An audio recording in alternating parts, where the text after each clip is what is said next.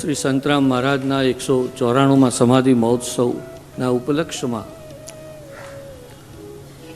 સાક્ષર ભૂમિમાં સંત સપૂત અને સાક્ષરની વંદના માટે સર્વપ્રિય વિશ્વવંદનીય પ્રિય બાપુના શ્રી રામચરિત માનસના ગાનના શ્રવણ માટે અને દરરોજ એક શ્રદ્ધેય પૂજ્ય ચરણની વાણીનો લાભ લેવા માટે આપણે આજે ચોથા પડાવે પહોંચ્યા છે. ત્યારે આપ સૌને સંતરામ પરિવાર તરફથી અને બાપુના એક ફ્લાવર તરફથી હૃદયથી જય મહારાજ, જય સિયારામ. આજે આપણી વચ્ચે અનેક પૂજ્યપાદોના દર્શનનો લાભ ઉપલબ્ધ થયો છે.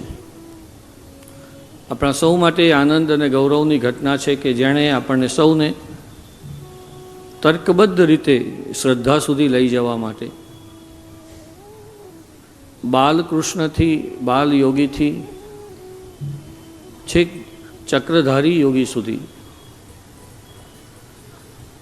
ગોકુળ મથુરાથી દ્વારિકા સુધી અને દ્વારિકાથી રણછોડ સુધી જેણે કૃષ્ણનું સ્વરૂપ સર્વાંગી પાસાથી વર્ષોથી આપણને સમજાવ્યું છે એવા મુંબઈથી ભાગવત ભાસ્કર પરમ પૂજ્ય શ્રી ભૂપેન્દ્રજી પંડ્યા પધાર્યા છે. આપણે સૌ એમના સ્વાગતમાં આપણા મધુર કરધ્વનિથી અને સંતરામ મંદિર ઉમરેઠના મહંત પૂજ્ય ગણેશદાસજી મહારાજ અને સૌ સંતો તરફથી એમને આવકારીએ, એમનું સ્વાગત વંદન કરીએ.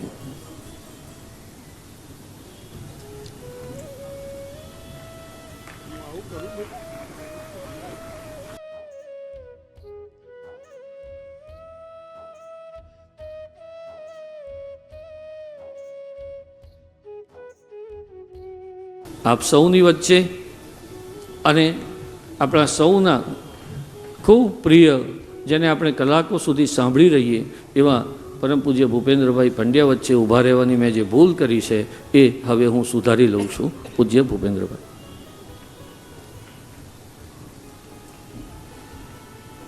વિશ્વાની દેવ સવિતર દુરિતાની પરાસુવ યદ્ભદરંતન્ન આસુવ. જય મહારાજ.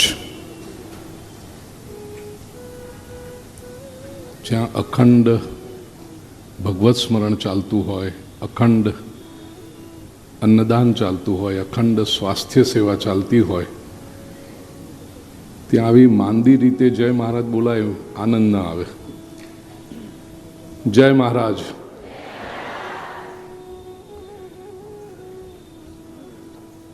દિવ્ય જ્યોતને પ્રણામ. પ્રિય શ્રદ્ધેય પૂજ્ય રામદાસજી મહારાજને પ્રણામ. પૂજ્ય નારાયણદાસજી મહારાજની સ્મૃતિને વંદન. પ્રિય આત્મીય બાપુને પ્રણામ. સંત ચરણને, સંતરામ સંસ્થાના સૌ સંતોને પ્રણામ. દેવાંગભાઈ, પ્રિય અસિતભાઈ અને આપ સૌ સરહૃદય ભક્તજનો. મહાકુંભનું પર્વ ચાલી રહ્યું છે અને અમૃત સ્નાનનો લાહો કેવળ સંગમમાં જ લેવાય છે એવું નહીં, નડિયાદમાં પણ લેવાઈ રહ્યો છે. આ વાત હું માત્ર તાળીઓ ઉઘરાવવા માટે નથી કહેતો, પણ બહુ જ સભાનતાપૂર્વક, જાગૃતિપૂર્વક અને જવાબદારીપૂર્વક કહું છું. શાસ્ત્રના પ્રમાણ સાથે કહું છું. એક અમૃત સમુદ્ર મંથન દરમિયાન પ્રગટ થયું, 4 જગ્યાએ બિંદુ ગીરા પડ્યા અને એને લીધે જે કુંભ થાય છે આપણે સૌ જાણીએ છીએ. અને સંગમમાં સ્નાન કરવાનું, અમૃત સ્નાનનું જેને સદભાગ્ય પ્રાપ્ત થયું છે એ સૌને પણ આપણે ગૌરવ કરીએ. પણ આપણે અહીં બેઠીને ઓછા લાભાન્વિત નથી. એનું કારણ બાપુ એક સુંદર શ્લોક વાંચવામાં આવ્યો જે શેર કરવો છે આજે. અમૃત ક્યાં છે શોધવાનો મેં પ્રયત્ન કર્યો, પણ આના કવિ કોણ છે હું શોધી શક્યો નથી. કદાચ ભાઈ ધનંજય કે શોધીને મને કહેશે તો આનંદ થશે. અબ્ધૌ વિધૌ વધુ મુખે ફણીનામ નિવાસે સ્વર્ગે સુધા વસતિ વૈ વિબુધા વદંતી ક્ષારાત ક્ષયાત પતિમૃતાત ગરલાત પતત્વાત કંઠે સુધા વસતિ વૈ ભગવત જનાનામ. અમૃત ક્યાં છે? આમ જુઓ તો આ પ્રશ્નનો ઉત્તર બહુ સરળ છે. શાસ્ત્રના અનેક પ્રમાણો છે અને એના 5 સ્થાન બતાવ્યા છે. 5 જગ્યાએ અમૃત છે. દરેકની પોતપોતાની અનુભૂતિ પ્રમાણે, અનુભવ પ્રમાણે, કલ્પના પ્રમાણે. પહેલું તો અબ્ધૌ. સૌ જાણીએ છીએ કે સમુદ્રમાંથી અમૃતની પ્રાપ્તિ થઈ, તો સમુદ્રમાં અમૃત છે. બીજા કહે છે કે ના, વિધૌ, ચંદ્રમામાં અમૃત છે. અબ્ધૌ વિધૌ વધુ મુખે. કોઈ કવિ હૃદયના રોમેન્ટિક વિચારધારાના વ્યક્તિ હોય તો કે ના, વધુ મુખે, પ્રિયતમાના મુખમાં એ જે અમૃત છે, અમૃત બીજે ક્યાં મળવાનું? પ્રેયસીના ચહેરામાં અથવા તો પ્રિયકરના ચહેરામાં અમૃતનું જે દર્શન થાય, અનુભૂતિ થાય, એ જ અમૃત છે. અબ્ધૌ વિધૌ વધુ મુખે ફણીનામ નિવાસે. કેટલાક લોકો કહે છે ના, એ તો નાગલોકમાં અમૃત છે. અને છેલ્લે કહ્યું સ્વર્ગે સુધા વસતિ વૈ વિબુધા વદંતી. સ્વર્ગમાં અમૃત છે. ભગવાન ધન્વંતરી અમૃતનો કુંભ લઈને પ્રગટ થયા. થોડીક દોડાદોડી થઈ, પણ પછી તો અલ્ટિમેટલી દેવોને જ અમૃત મળ્યું અને એ અમૃત સ્વર્ગમાં નિવાસ કરે છે. વિબુધા વદંતી. આ બધા સમજદાર લોકોની વાણી. પણ પછી કવિ કહે છે કે જો આ વાતનો આપણે સ્વીકાર કરીએ તો સામે પ્રશ્નો પણ થાય છે. વિચારવંત છીએ આપણે, 21મી સદીના છીએ. સીધે સીધું તો સ્વીકાર કરી લેતા નથી. આપણું તર્ક, ક્યારેક કુતર્ક, વિતર્ક એ પણ આવે અંદર. તો દલીલ થઈ. યદિ અબ્ધૌ અમૃતમ વસતિ.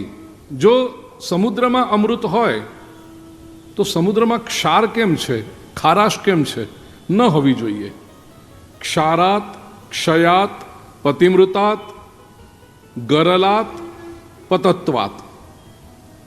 જે 5 જગ્યાએ અમૃત કયા એ 5ની સામે દલીલો આપી. સમુદ્રમાં જો અમૃત હોય તો સમુદ્રમાં ક્ષાર ન હોવો જોઈએ, ખારાશ ન હોવી જોઈએ. ચંદ્રમાં જો અમૃત છે એમ કહ્યું તો ચંદ્રનો ક્ષય કેમ થાય છે? કૃષ્ણ પક્ષમાં ચંદ્રની કલાઓ ઘટતી કેમ જાય છે? અમૃત હોય તો આ થવું ન જોઈએ.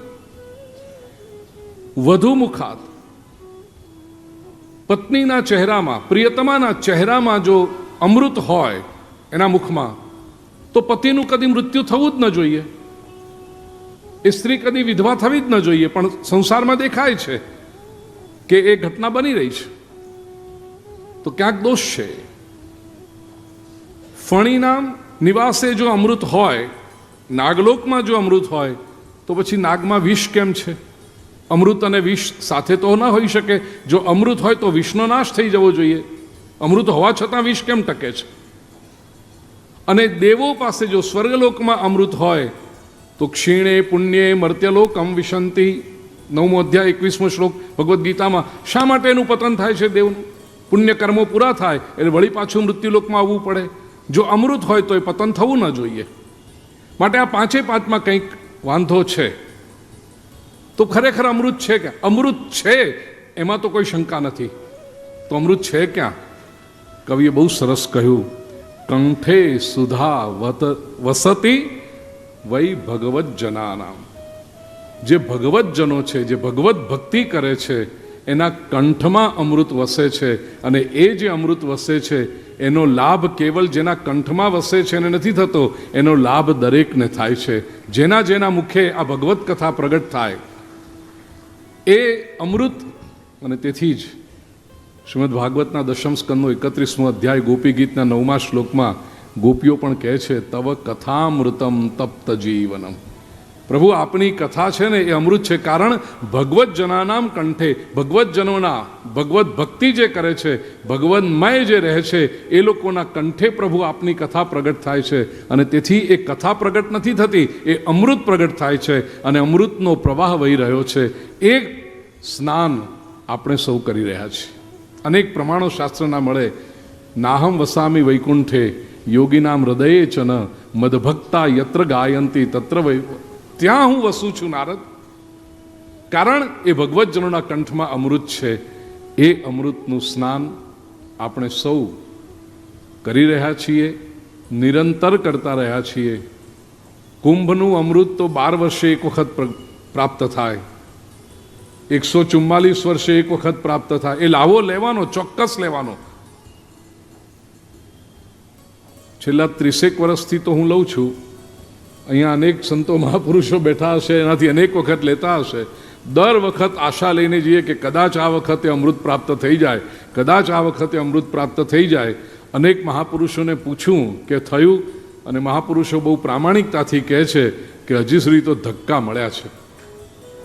પણ એક વાત ચોક્કસ છે પ્રિય સ્વજનો, વ્યાસપીઠ પરથી શાસ્ત્રને આશ્રય બેસી અને ભગવતજનોના કંઠે જે અમૃત પ્રગટ થાય છે, એ અમૃત તો સચોટ છે, હજારો વર્ષોથી વહી રહ્યું છે અને સમાજને ચેતના આપી રહ્યું છે. આવા અમૃતના બહુ જ મોટા સ્ટોકિસ્ટ, આજની ભાષામાં કહું તો આવા અમૃતના બહુ જ મોટા ડીલર, કે જેની પાસેથી અનેક લોકો પોતપોતાનો સ્ટોક રાખીને અમૃતની વહેંચણી કરે છે, એવા મારા અત્યંત આદરણીય આત્મીય પૂજ્ય બાપુને વંદન કરી મારી વાણીને વિરામ આપું. અને હવે આપ સૌની સાથે હું પણ આ અમૃત સ્નાન કરવા માટે જોડાઉં. જય મહારાજ. આપ સૌ મારા શ્રોતા ભાઈ બહેનો, વ્યાસપીઠ પરથી આપ સૌને મારા પ્રણામ. જય સિયારામ, જય મહારાજ. બાપ મુંબઈથી પધારેલા, આપણે ત્યાં જો કે આપ તો બધા ગ્રંથો ઉપર બોલી શકો, બધા મહાપુરુષ, લેકિન યુવા કથા જગત છે અમારે આપણે ત્યાં, એમાં ભાગવત કથાના જે સમર્થ વક્તાઓ છે એમાંના એક પૂજ્યપાદ ભૂપેન્દ્રભાઈ પંડ્યા અંગ્રેજીમાં પણ સારી રીતે રજૂઆત કરી શકે, સમાસ અને વ્યાસ બંને કરી શકે, સૂત્રાત્મક અને મંત્રાત્મક ગીરા ઉચ્ચારી શકે. મેં એમને જ્યારે જ્યારે સમય મળ્યા ત્યારે સાંભળ્યા છે. એવા પૂજ્ય આપ પધાર્યા, આપે અમને સૌને આનંદિત કર્યા, આપની પ્રસન્નતા વ્યક્ત કરી, અને કઈ કઈ જગ્યાએ અમૃત છે એવો એ સુંદર શ્લોક આપે કહ્યો. બહુ સરસ. છેલ્લે તો એમ કીધું કે ભગવાનના ગુણગાન ગાય એના કંઠમાં અમૃત છે, અને ગોપી ગીતનો શ્લોક કહીને આપે એને કહ્યું સમુદ્રમાં છે પણ એ ખારો કેમ? પણ એક સમુદ્ર એવો છે કે એમાં અમૃત છે અને છતાંય સમુદ્ર ખારો નથી. રઘુબીર ચરિત અપાર બારથી પાર, રામના ચરિત્રનો જે સાગર છે, મધુરમ મધુરમ મધુરમ મધુરમ મધુરમ. કૃષ્ણ ચરિત્રનો જે સાગર છે એ ખારો નથી. મધુરાધિપતે રખિલમ મધુરમ. એ ચંદ્રમામાં અમૃત પણ એ ક્ષીણ થાય છે, વધઘટ થાય છે. રાકારજની ભક્તિ તવ રામ નામ સોઈ સો. તુલસીદાસજી કહે રામ નામ એ ચંદ્રમા છે, અને રામનો ચંદ્ર કોઈ દી ઘટતો નથી, અને શુક્લ પક્ષ કે કૃષ્ણ પક્ષ એનું અમૃત. ધન્યાસ્તે કૃતિનઃ પિબંતિ સતતમ શ્રીરામ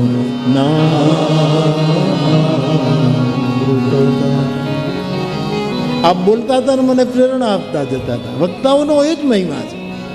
એ પોતે એકલા ના બોલે, આપને એનો એક સંક્રામક વક્તવ્ય હોય છે.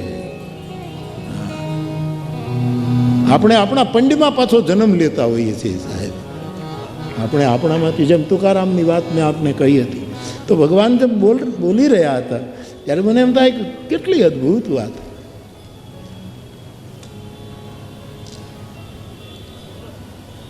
તો એ ચંદ્ર તો પૂર્ણ અમૃતમય છે. રામ નામ, કૃષ્ણચંદ્ર, અધરમ મધુરમ વદનમ મધુરમ નયનમ મધુરમ હસિતમ મધુરમ, એવું બધું વલ્ભાચારી ભગવાન. તો સમુદ્ર, ચંદ્રમા અને વધુમુખ, ત્રીજું એ હતું ને બાપજી, હા મને કહેતા હતા જોવા, હું તો આપનાથી જે પ્રેરણા મળી, વધુમુખ. પ્રિયતમાના મુખમાં, એના ઓઠમાં અમૃત છે સાહેબ. અને જો એ હોય તો એના પતિનું મૃત્યુ કેમ થાય છે? વાય પણ નહીં. એક પ્રિયતમા એવી છે કે જેના મુખમાં અમૃત છે ને પતિ મરતો નથી. રામ રામેતિ રામે રમે રામે મનોરમે સહસ્રનામ તત્તુલ્યં રામ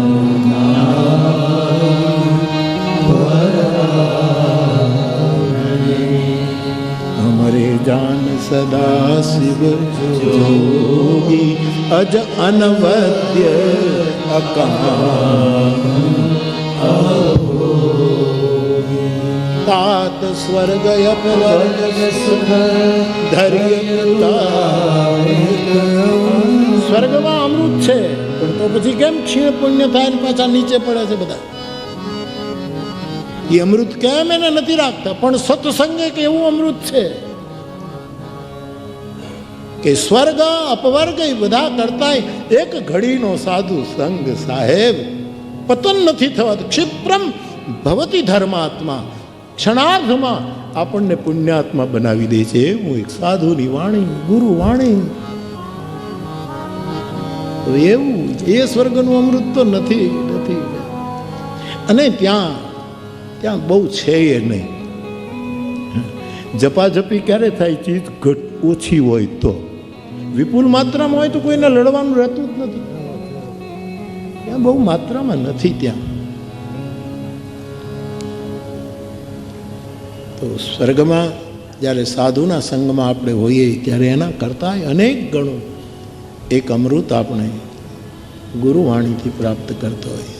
અને પાતાળમાં નાગલોકના એ હતું ને બાપજી, નાગલોકમાં અમૃત. તો પછી એનું ઝેર કેમ છે ત્યાં? એનું ઝેર કેમ?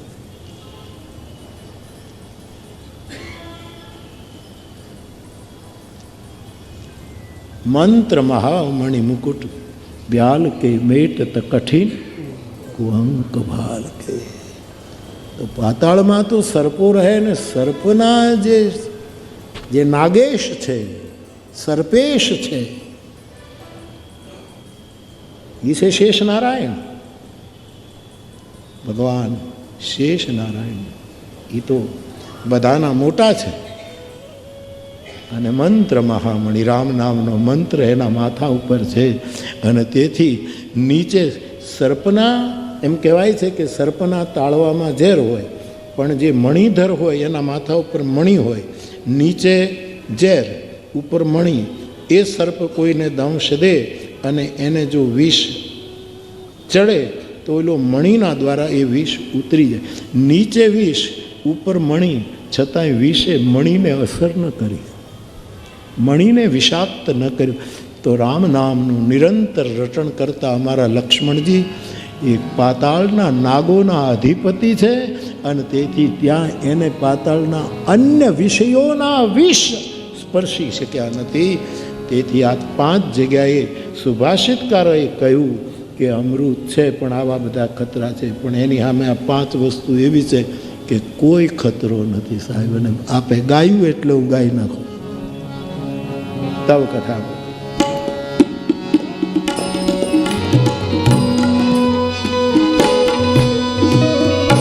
આમાં શું છે, આપની આપ જેવા મહાપુરુષોની સાથે બેસીએ ને તો આમ પ્રેરણા થવા માંડે છે. હા, આવું કાંઈ વિચારીને નહોતો આવ્યો, પણ આ જે તમે જે ઉપાડ્યું એને લીધે એટલે હું પ્રણામ કરું છું. આવું અમને કહેતા રહેજો, એ બધા વડીલો અમારા કથાકારો આવું અમને સંભળાવતા રહેજો સાહેબ. ગાવાનું તો આનંદ છે જ, જરૂર ગાવાનો આનંદ છે, બોલવાનો આનંદ છે, એમાં કોઈ શંકા નથી. પણ મોરારી બાપુને બહુ સાંભળવું છે, બહુ સાંભળવું છે, બહુ સાંભળવું. ભગવાન પંડ્યા સાહેબ આપે કીધું કે સ્ટોકિસ્ટ, અંગ્રેજી બહુ બોલે છે, તોડી નાખે એવું બોલે. અને અમેરિકાના યુવાનોને અંગ્રેજીમાં ગીતા ઉપર આનો થોડોક મને ખબર છે એટલે બોલું. સ્વામી પેટલાદ સ્વામી સચ્ચિદાનંદજી ભગવાને કથાકારોની વાતો કરી, એમાં આપનું નામ લીધું છે કે ભૂપેન્દ્રભાઈ પંડ્યા જે કામ કરે છે. મેં ફોન કર્યો આપને જ્યારે એમને પુસ્તક મને મોકલ્યું બુધાભાઈ થ્રુ, અને એમાં એમણે કથાકારોના બધા મૂલ્યાંકન કર્યું.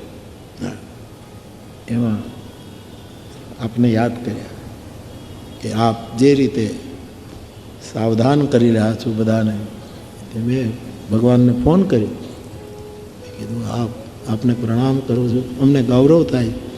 નહીંતર સચ્ચિદાનંદજી ભગવાન એમને કોઈના માટે કાંઈ ન બોલે. એ પોતે સચ્ચિત આનંદ રૂપ છે, એમાં કાંઈક બીજો ઝપટે ન ચડે, એમાં ચડે તો. પરંતુ એણે જ્યારે કહ્યું છે સારું લગાડવા તો બધા બોલે, પણ ખરેખર સારું છે એને વધાવનારા બહુ ઓછા હોય છે સાહેબ. એટલે આપનો એ ઉદારતા છે કે મારી પાસે ઘણો સ્ટોક છે એવું આપે કીધું, પણ એ સ્ટોકે હું તો બાવો છું, તાંબડી લઈને બચપણથી લોટ માંગનારો છું.